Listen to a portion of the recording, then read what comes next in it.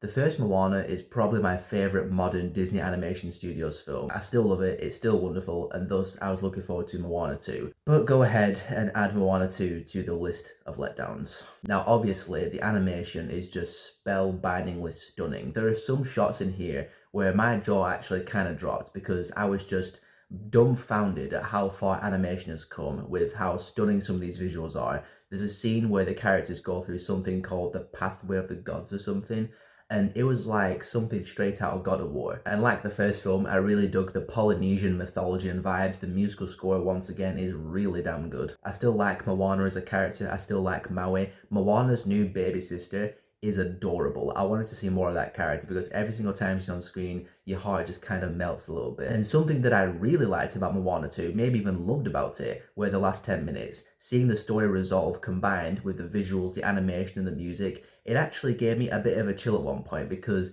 it was just really, really good. And I was like, this is the kind of vibes I remember from the first Moana. I really, really liked the way this film concluded. The journey getting there, though, choppy waters. That was a terrible ocean pun, but it's the best I got. The term sequelitis is used a lot by film fans, and Moana 2 is another unfortunate diagnosis. There's a couple of times in the film where one of the characters, I can't even remember which character it was, and I can't remember the exact wording, but they're saying about this new adventure that it's kind of the same, but different. And the film Moana 2 is also kind of the same, but different to the first Moana. It's not an exact carbon copy of the first film, but there is a new lost island they have to go find. There is another curse they have to break. There's something else that they have to put back to break the curse, kind of. A big difference from the first film is that for the first half at least, Moana and Maui are not together on this adventure. Instead, Moana is palling around with a new crew of characters from the village, and I just never really grew to care about this new group of characters. I wanted to see Moana and Maui and that dynamic again, but I understand why they had to do that because in the first film, Maui was depowered and part of the journey was him getting his fishhook back and getting his powers back.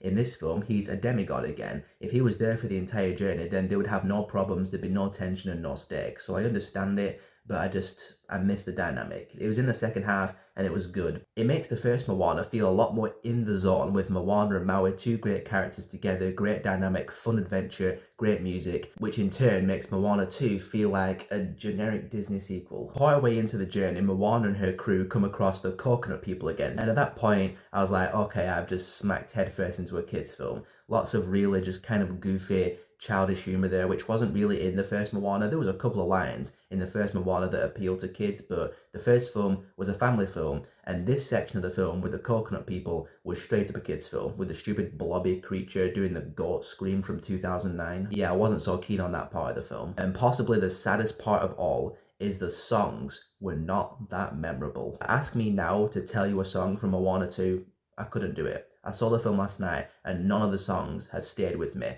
The only songs that are in my head right now are songs from the first Moana and Defying Gravity. In fact, just before pressing record on this, I had to kind of knock Defying Gravity out of my head. I was like, shut up, I need to think about Moana 2. It's still playing in there on repeat a week later, and it's completely drowned out the soundtrack of Moana 2 and the entirety of Moana 2 as a film in general. As a whole, Moana 2 just failed to leave an impact like the first film did. None of that Disney magic is present in Moana 2. Again, it's not an unbearable disaster of a film, it's completely watchable, but it's just kind of par for the course for sequels not remotely living up to their incredible predecessors.